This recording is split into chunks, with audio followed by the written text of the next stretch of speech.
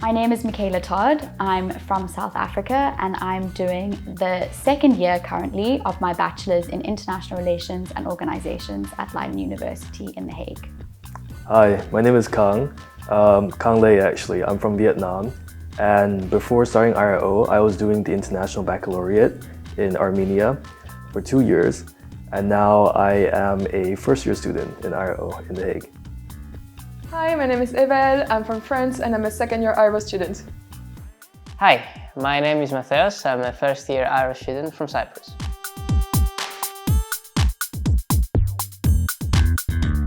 So the first day that I walked into Leiden University and the first day that I was pursuing a bachelor's, the immediate thing that kind of stood out to me was the number of people. Compared to high school, I was in a very small high school on the other side of the planet in South Africa. And so my initial thought was, oh my goodness, will I be able to cope? I walked into the building, I didn't really know anyone. There were a lot of faces that I don't recognize. I had a bit of trouble finding the rooms because of all the different numbers and the floors, so that took some time to get used to.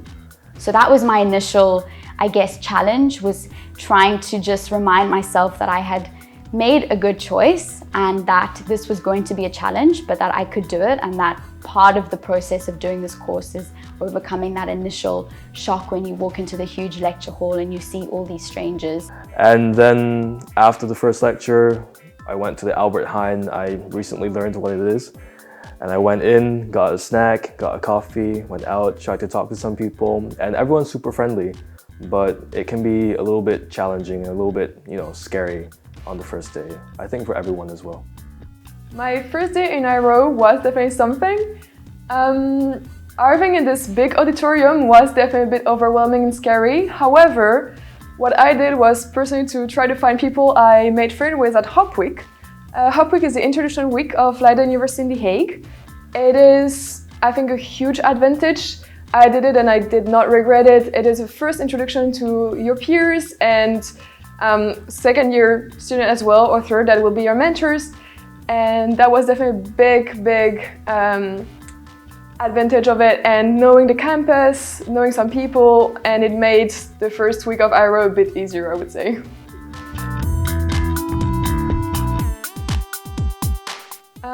So high school was also quite different from IRO in the work-based approach. In high school, you have a lot of teachers, a lot of assignments to do, but they're pretty straightforward. In IRO, what my biggest challenges was to manage my own planning and to move around those maybe a bit scattered planning with one work group at this time, one lecture at another. And what I did to overcome that in first semester is that I decided to make the most of it and first get to enjoy my new friends, the city, discover what the Netherlands had to offer and The Hague as well, and to put as much work as I could in my academics, of course, but not taking on two challenges at the same time. I don't want to overload myself and already be drawn by the end of the first semester.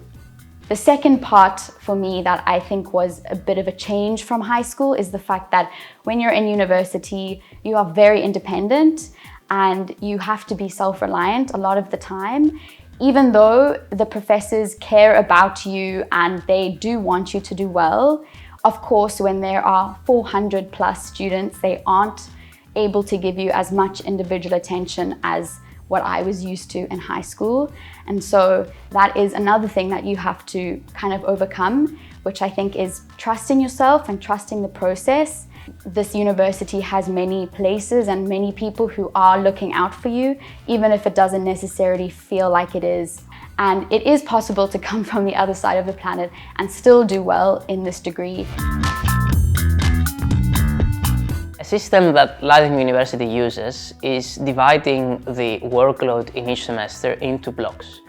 Basically, instead of having 2 semesters like we used to have in high school, we have 4 blocks, 2 in each semester, lasting for 2 months each. So September, October, November, December, and so on. This you can find it in the prospectus, of course, but something that maybe you can't find in the prospectus is that because of this division, things are moving very fast. For example, you finish the exams for one block, you start the other, And then before you even realize, you're already next month, you're halfway through and exams are coming up again. This can be challenging for some people. For me personally, it was good because you divide the workload better. But then again, the pace is faster, so this is something that you need to be prepared for. The other thing that we do have is work groups for specific courses, and that's a lot more like a classroom setting. You get an instructor that you can have conversations with, you do assignments that you can see your progress in, and also things like presentation, which really like helps with your presentation skills and practical skills that you may need in the future.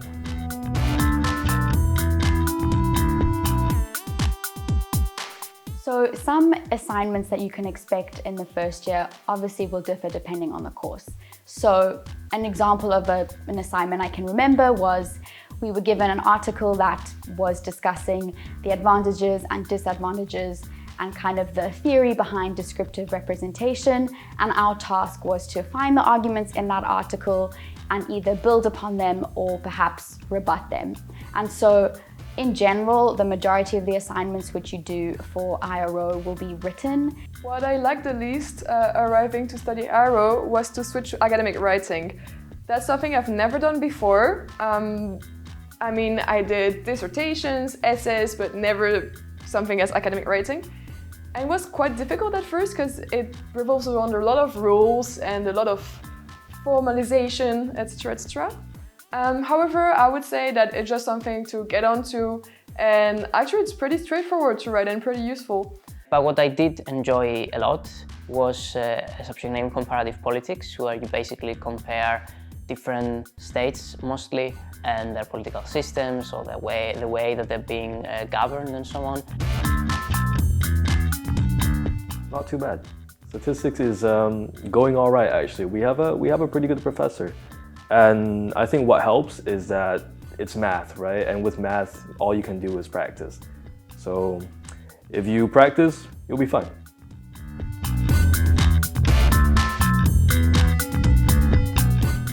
In regards to expectations, something that I didn't necessarily expect, but I found very positive about this program, is that it gives you a lot of freedom in regards to self-study.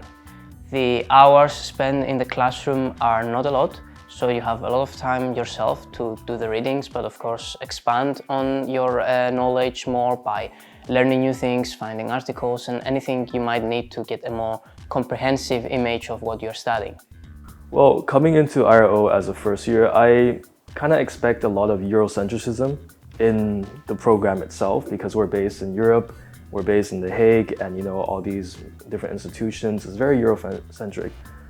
And I come to realize that while there is a really strong emphasis on this, there's also opportunities where the lecturers and also our professors try to look forward into other aspects of the world. We do Asia-centric focus studies in archaeology, for example, and that's another course that you can do when you're taking IRO. And it all ties together as a program where you get to look at other institutions around the world, which is really special to me. Studying abroad, however, also means that you are left on your own, possibly for the first time in your lives, and you need to take care not just of your studying, but also of your own personal life and your own personal routine. And this can be challenging at first. Of course, you can have support from your friends, but then again, you still have your own responsibilities. So for me, this was difficult at the beginning, but obviously once you get into doing it later on, it becomes easier. Things which were a bit challenging in the first year was adapting to the workload. Compared to high school, obviously university comes with a lot more demands. Looking at my first year, I would say it was a really interesting but challenging year. I especially liked it because that was the first time I moved alone. I discovered independence. I also switched from a really high school class-based system to university. And that was, I think, the biggest challenge for me. What really makes it so special studying here, IRO in The Hague, is all the opportunities that we have around us. All our professors, all the guest lectures that we have. We had the ex-NATO Secretary General come in the other day, and that was really, really special. Definitely a highlight for me was meeting new people from all walks of life, from all corners of the world. I think that you cannot compare the international environment of this course specifically, but also of this university, especially in this amazing city, The Hague.